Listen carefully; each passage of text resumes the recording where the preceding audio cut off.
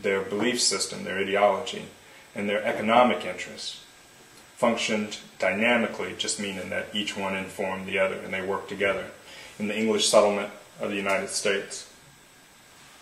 They needed an ideology that would explain themselves, see themselves as good, give them a connection to the place. They were going to do this by seeing themselves as a virtuous people, without sin and luxury. And they believed that this country's fate would be determined by the virtue of its people. What in part they're doing is they're setting up an identity based upon being virtuous, and allowing that whatever control or acts that they had to perpetrate on other groups were always because they had to, because God had burdened them with these sinful people.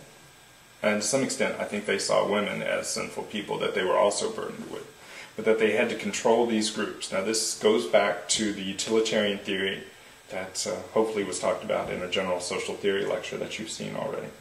Alright, now I need to start calling them white people. I want to say what white is, and here's what I just want to be clear about. It's not phenotype, it's not physical features that I'm interested in here. I'm interested in it as a political category only. I'll have to say more and more about that over the course of the quarter. I'm sure it's not going to hold yet. One way that you determine who you are, that you maintain a sort of a group identity, is by focusing on other people. If you look at any racial group, if you take whites or blacks or Asians, Latinos, Middle Easterners, whoever, take that group. If you look at the people in there, you're going to see great differences. I used to do, well, I still do this in the online or in the on-campus class. I pick out some racial group. It's not particularly a friendly exercise. Say white people and say, okay, look at them. Their hairs are different colors and textures, their noses are different, eyebrows, eyes, jawbones, heights, weights, everything different about them. With any group, you have so much difference within them that if you focus on your group, you'll find that it breaks apart. The way to really bring strength to a group is always by focusing on the other.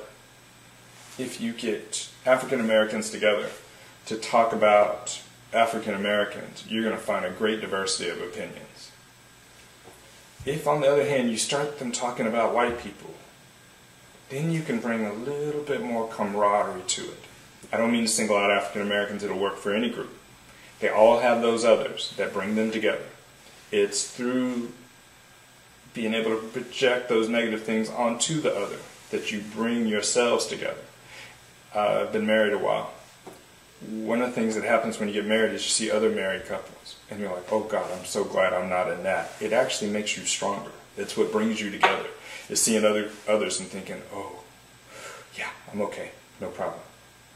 So one of the ways white is going to be built is by projecting savagery onto the other groups. I think Takaki mostly spends his time with Native Americans, African Americans, Asian Americans. And what's going to be said about all three of them is that they have an inability to control themselves, which means that ideologically you have to control them. Psychologically, you're better than they are. And economically, that means they need to work for you.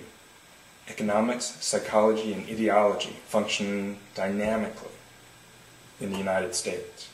Race is a tool used by people, not a quality of people, but a tool used by people to dominate others. Race works. Race delivers. Here, in this class, we'll talk about race as a tool, not as an I am, not as an element of a person, but as something that's used against or for one group or another.